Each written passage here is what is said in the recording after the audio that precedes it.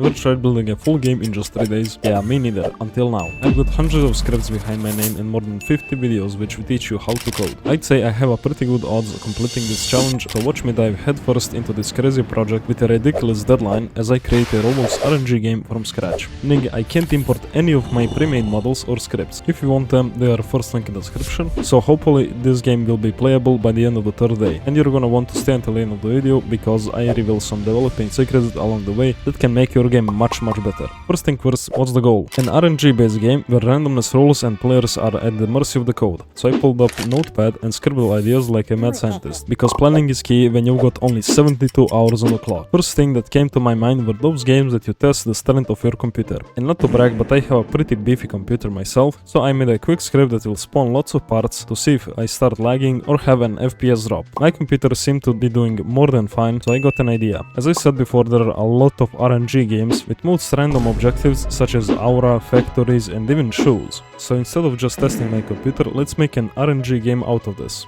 After I reshaped the base plate, I added a part spawn button, which by the way was on client side, so you can have other players in the server and it won't cause any lag. But I thought to myself, what if all the parts just become too much for some clients, so I added a base plate reset button as well. And don't worry, this doesn't get rid of your progress, it just removes the physical parts from the base plate. The players needed a way to actually progress, which meant I need to add upgrading system, and this is what I came up with. But as you'll see later in the video, I had to change it, otherwise you'd progress way too fast. When I first started this project, it was pretty late in the day and have been coding for hours, so I decided to go to sleep and continue the next morning. Morning after, I was ready to work more on the game, but it felt kind of empty.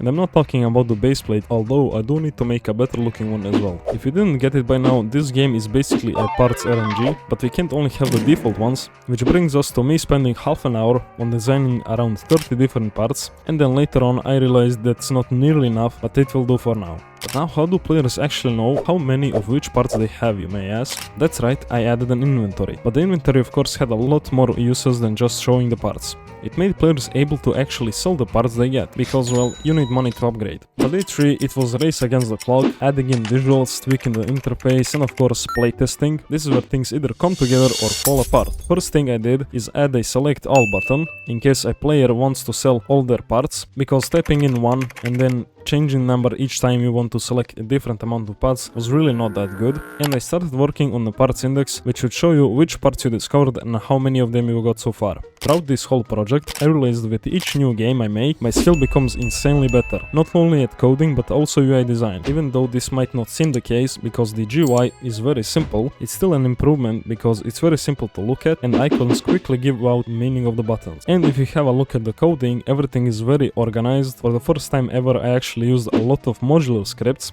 which is one of the secrets I mentioned before, and for this small of a project, meaning the code is much simpler while doing more for the game. That's right, those are the two main secrets I was talking about at the start of the video. Your GUI design doesn't always have to be like flashy, it can also be a simple UI design so the players can easily get what it's meant for. And also if you already know how to code, make sure to use modular scripts in your games, because I just recently started doing that and it's much easier this way, because I don't have to spawn a new part and get all of the information from before. I can just read the modular script from any script I have inside the game, and it makes progressing the game much easier. And also I spend less time on the scripting. But this is an RNG game, so again something was missing. In the most RNG games you can actually show off your luck, so I decided to add a percentage above some more rare parts and a way to show them off to the rest of the players. So now all the players are able to equip up to 3 parts, and also I made it really simple to use, so you can just easily unequip and equip any of other parts you want.